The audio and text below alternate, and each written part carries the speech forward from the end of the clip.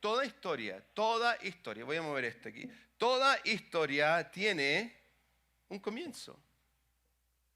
Ahora, siento yo, y esta es mi opinión personal, que el comienzo muchas veces de esta historia particular de la cual nosotros estamos celebrando el día de hoy, no la enfocamos en el punto correspondiente. De hecho, muchas veces nos vamos al final de la historia, que es particularmente este. Marcos capítulo 16, versículo 1 y 2 dice lo siguiente: cuando pasó el sábado, María Magdalena, María la madre de Jacob y Salomé compraron especias aromáticas para ir a ungir el cuerpo de Jesús. Fíjense, aquí hay una idea preconcebida. Ellas van a la tumba esperando encontrar, ¿qué? Un muerto. Por eso iban a ungir el cuerpo de Jesús. Muy de mañana, al primer día de la semana, apenas salió el sol, se dirigieron al sepulcro. Eso es lo que ellas están haciendo. Van al sepulcro pensando, vamos a encontrar al muerto que vimos el viernes. Y van en especies porque para ellas, lamentablemente, como el día viernes terminó en un periodo muy corto, no se hizo el procedimiento correspondiente para ungir el cuerpo de Jesús. Entonces ellas querían hacer el procedimiento necesario que se hacía con cada individuo que moría. Y ellas van, y continúa el versículo 13 y dice, iban diciéndose unas a otras. Fíjense lo que están conversando estas mujeres. ¿Quién nos quitará la piedra, de la entrada del sepulcro? Pues la piedra era muy grande. Pero al fijarse bien, se dieron cuenta que estaba corrida. Al entrar al sepulcro, continúa, vieron a un joven vestido con un manto blanco, sentado a la derecha, y se asustaron. No se asusten, les dijo. Ustedes buscan a Jesús, el Nazareno, el que fue crucificado. Pero Él ha resucitado. No está aquí. Miren el lugar donde lo pusieron. Pero ahora vayan a decir a los discípulos y a Pedro, Él va delante de ustedes a Galilea. Y fíjense esta parte, allí lo verán, tal cual como les dijo. Temblorosas y desconcertadas, las mujeres salieron huyendo del sepulcro. No dijeron nada a nadie porque tenían miedo. Es interesante, esta frase a mí me llama mucho la atención. Allí lo verán, tal cual como les dijo. Y es que Jesús, durante sus 3 años que estuvo con sus discípulos, que estuvo con estos más cercanos, muchísimas veces les había dicho a ellos, hey, yo tengo que morir. Hay un encuentro particular entre Pedro y Jesús, cuando en algún minuto Jesús dice esto nuevamente y Pedro le dice, no, que ni Dios quiera que te pase esto. ¿Ok? Y en el fondo Jesús tiene que reprenderlo. ¿Por qué? Porque no entendían este concepto. Y a pesar de que se los dijo, muchísimas veces no habían entendido. Ninguno de ellos estaba a la madrugada esperando la salida del sol a que Jesucristo saliera de la tumba. De hecho, nadie esperaba que no hubiera nadie. No había nadie esperando a Jesús salir de la tumba. Nadie pudo presenciar ese momento cuando la roca fue movida y el cuerpo salió. Nadie. Pero más aún, de cualquier cosa siento yo, algo que tenemos que entender y meditar es la pregunta, ¿por qué este evento y por qué este día en particular es tan relevante para nosotros? ¿Por qué este día es tan importante? Y cuando logramos observar esto, la respuesta es sumamente simple. De hecho, el apóstol Pablo escribe referente a esto y él dice en 1 Corintios 15:14, si Cristo no ha resucitado, nuestra predicación no sirve para nada, como tampoco la fe de ustedes. Fíjense, si la resurrección no fue real, esto no tiene sentido. Pero a veces nos enfocamos en ¿qué? En el arca de Noé. O a ver, ¿cómo me explicas tú? ¿Cuándo estuvieron los dinosaurios? ¿Antes o después? Yo trato de confirmar mi fe si los dinosaurios existieron. Si Jonás estuvo en el pez o no estuvo en el pez. Pero lo que Pablo nos está diciendo marca una diferencia particular. ¿Por qué? Porque la resurrección es fundamental para nosotros. De hecho, lo puse así. La resurrección es la gran evidencia de nuestra redención. Es la evidencia de que a través de ese acto somos redimidos. Porque si no hubiera habido resurrección, Jesús hubiera sido un hombre bueno más. Si no hubiera habido resurrección, Jesús hubiera sido un maestro más, un revolucionario. Pero la resurrección confirma mi redención. Ahora, mi intención hoy día no es que yo les pueda dar una serie de evidencias de la resurrección, a pesar de que hay muchísimas. Y podríamos hablar por mucho rato sobre las evidencias de la resurrección. Pero quiero enfocarme en otro punto hoy día, el cual quiero enfatizar con esta pregunta. ¿Qué se necesita para que haya una resurrección? ¿Qué se necesita? Quiero que piensen en esto. ¿Qué se necesita para que haya una resurrección? Y la respuesta es más simple de lo que usted se imagina. Se necesita una muerte. Necesita un muerto. ¿Ok? Para que haya una resurrección usted necesita un muerto. Y cuando miramos este evento, y yo no sé si usted ha visto la película, por ejemplo, La Pasión de Cristo, es una película tremendamente fuerte. De hecho, veía un estudio que se hizo el día en que La Pasión de Cristo salió a los cines. Fue la ocasión en que la gente que entró con sus palomitas de maíz y su bebida, ninguno de ellos lo pudo consumir. ¿Por qué? Porque es tan gráfica, es tan explícita, que en el fondo lo que hace es un poco mostrarnos a nosotros cuán difícil fue. ¿Me entiende? ¿Cuán difícil fue? ¿Cuán duro fue? ¿Cuál fue el precio que tuvo que pagar?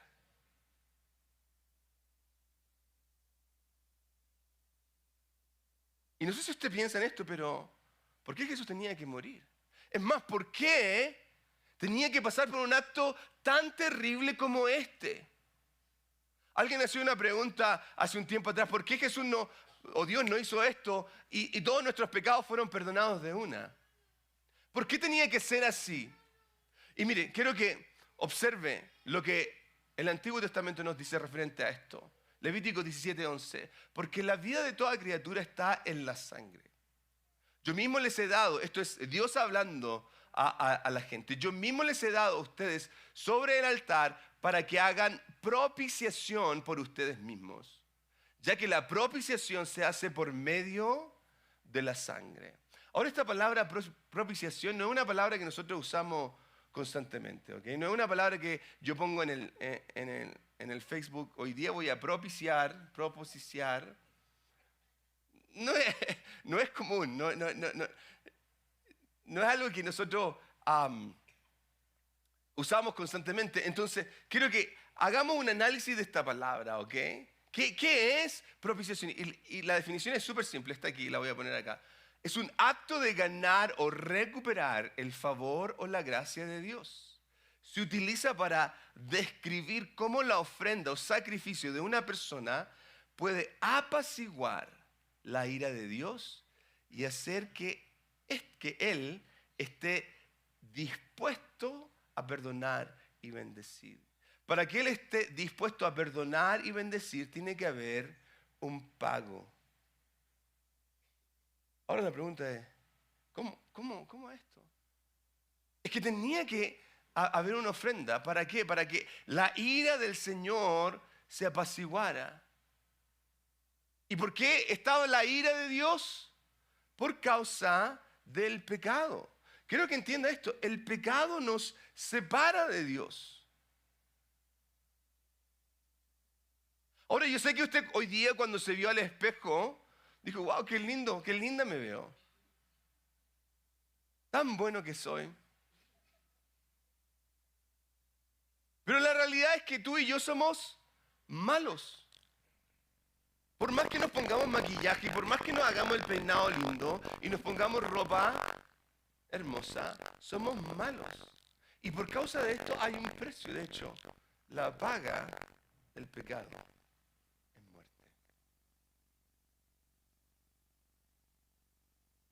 La consecuencia que hay por causa de nuestro acto o de nuestra condición es la muerte. Y cuando miramos la historia, nos damos por qué hay pecado en la humanidad, ¿cierto? Usted conoce los personajes de Adán y Eva. Y algo que muchas veces no logramos comprender es que Dios desde un comienzo, desde el principio les dijo cuál es la consecuencia de que ellos desobedecieran. Nunca lo escondió. Dios no es que en algún minuto dijo, voy a dejarlo como en secreto a ver si lo averiguo. No. Desde un principio les puso las reglas claras. Génesis capítulo 2, versículo 15 en adelante dice, Dios el Señor tomó al hombre y lo puso en el jardín del Edén para que lo cultivara y lo cuidara. Le dio este mandamiento. Fíjense el mandamiento. Puedes comer de todos los árboles del jardín, pero del árbol del conocimiento del bien y del mal no lo deberás comer. El día en que lo comas, ¿qué dice? Ciertamente morirás. Desde un principio Dios lo había establecido. La desobediencia tenía una consecuencia. Y la consecuencia era la muerte. Y claro, yo sé que podemos decir, bueno, una muerte simbólica, es una muerte espiritual, pero también había una muerte física. Yo no sé si usted ha meditado en esto, pero mire, cuando viene la serpiente, engaña al hombre y la mujer, ellos comen del fruto, algo pasa, sus ojos se abrieron, sintieron vergüenza. Y antes de que se escondieran, ¿qué hicieron? Hicieron ropa con hojas. Mire, el problema estaba que eso no podría cubrir realmente su vergüenza. De hecho, el capítulo 3, versículo 21 de Génesis dice esto, Dios el Señor hizo ropa de pieles para el hombre y su mujer y los vistió. ¿Por qué? Porque en ese minuto que ellos se dieron cuenta que estaban desnudos y en ese minuto que ellos se trataron de cubrir o en ese minuto que se hicieron esta ropa, lo que estaban haciendo en términos generales, lo puse de esta manera, es que a su manera cubrieron su maldad con hojas. Y esto es algo que tú y yo hacemos muchísimo. Cuando yo hago algo que no está correcto, a mi manera trato de cubrir mi vergüenza, a mi manera trato de cubrir mi adicción, a mi manera trato de cubrir el engaño, a mi manera trato de cubrir la mentira. Pero cuando Dios los expulsa del huerto, Dios les muestra que para cubrir el pecado debe haber una muerte. Para que ellos tuvieran pieles de animal, debía haber un animal inocente que tenía que morir.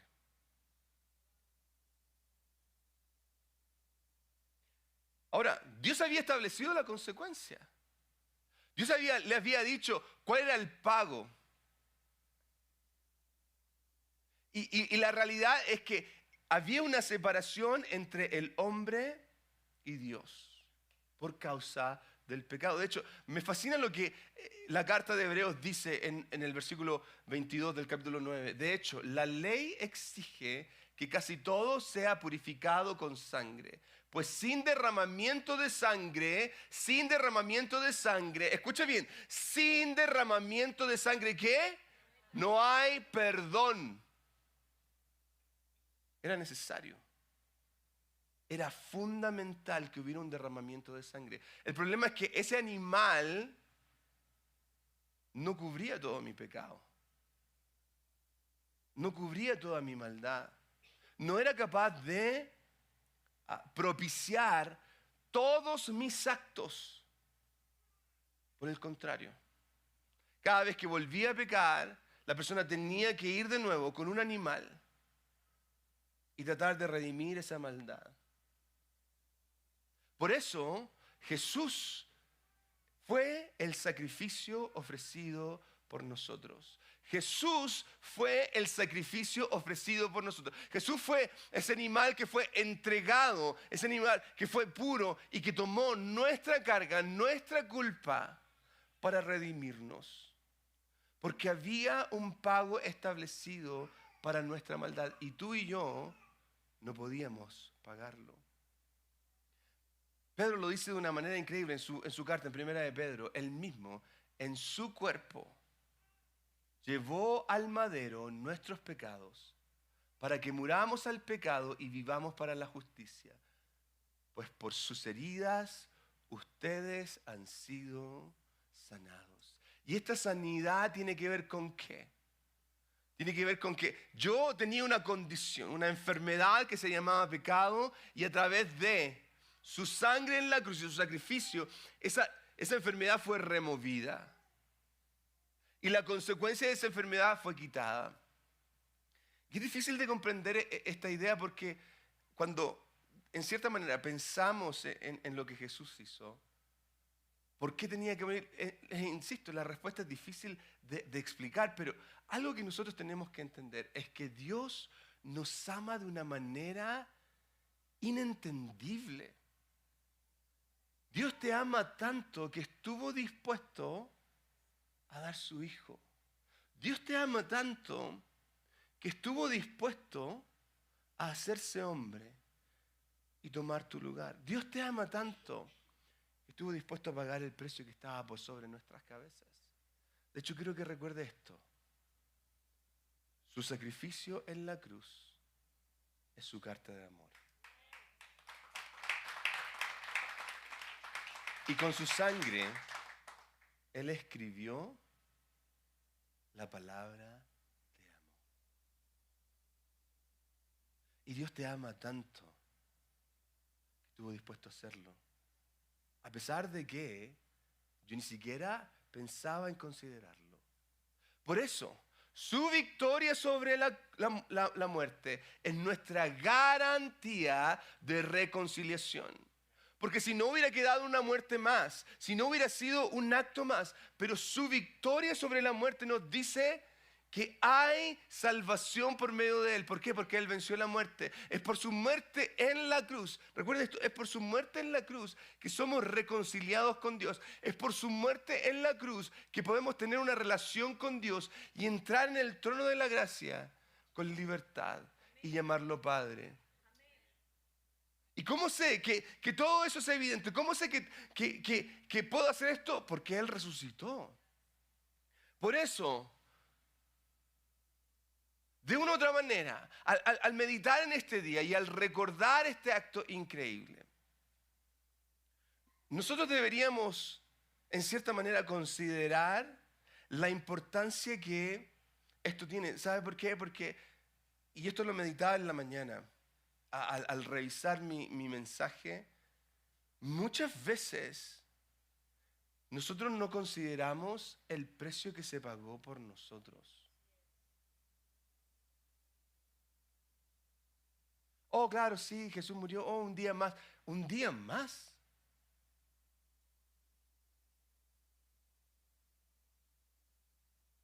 ¿Qué es lo que me mueve? ¿Usted logra entender que nosotros no merecíamos nada bueno? ¿Usted logra entender que nuestra condición nos ponía en una separación completa de Dios? Pero su amor se manifiesta de algo completamente distinto. Mire, Pablo nos lo describe de esta manera en Romanos capítulo 5 del 6 en adelante.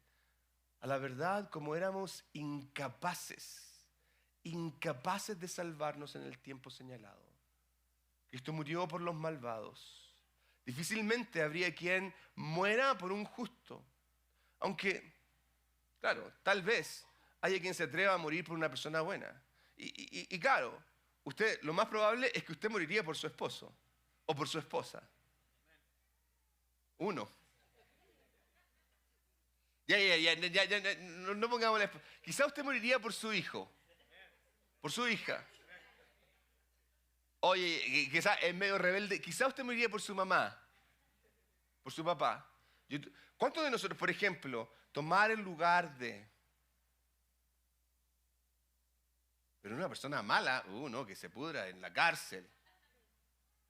Pero Dios, dice el versículo 8, pero Dios demuestra su amor por nosotros en esto, en que cuando todavía éramos pecadores, no cuando nosotros optamos ya para considerar, no, cuando éramos todavía pecadores, Cristo murió por nosotros. Cristo murió por nosotros.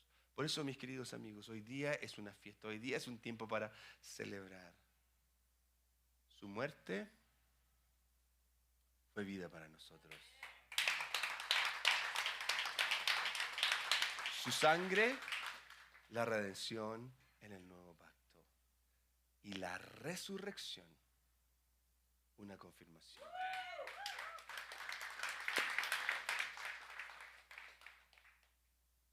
Ahora le tengo una mala noticia.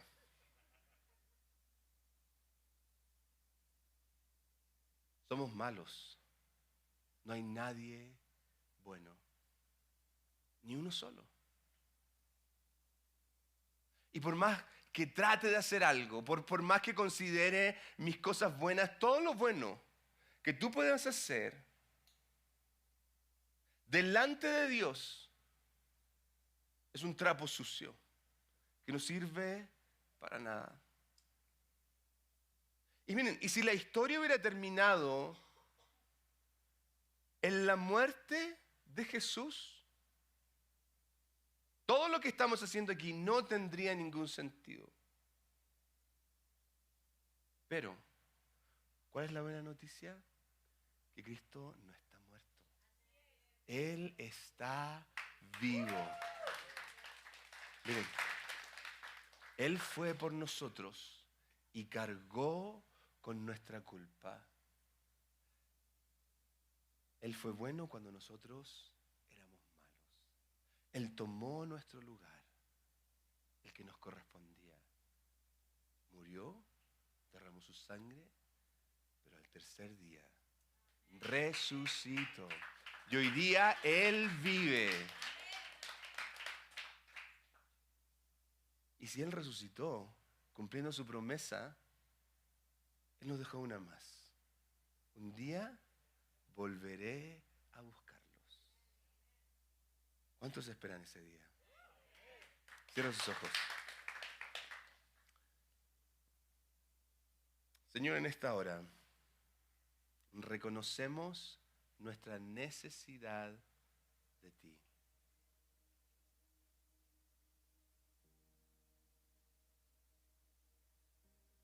Tú eres bueno, Señor. Y nuestra mente no logra comprender cuánto nos amas. Señor, si hay algo que quiero hacer en este tiempo, es adorarte. Reconocerte como el Señor Todopoderoso, como el Dios de misericordia, el Dios que cumple sus promesas.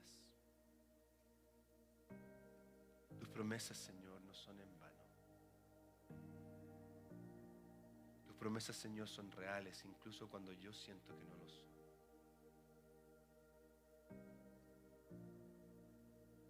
Tu misericordia es algo que yo no merezco. Pero por alguna razón, tú me la entregas de manera gratis. Animándome simplemente a creer en ti. Y por eso en esta hora nos unimos a la adoración de los ancianos que en el cielo toman sus coronas y las arrojan delante de ti y declaran: Santo, Santo, Santo es el Cordero de Dios.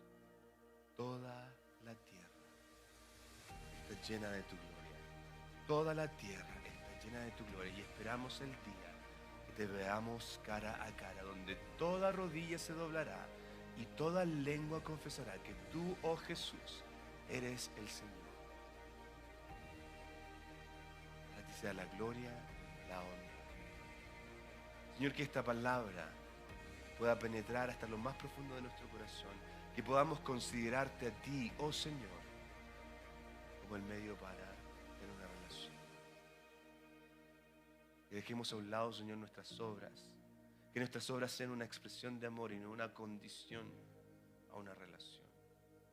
En el nombre de Jesús. Bendice, Señor, cada persona, cada familia representada en este lugar. A ti, Señor, sea la gloria y la honra, hoy y para siempre. En el nombre de Cristo Jesús. Amén y amén. Démosle un aplauso a nuestro Salvador.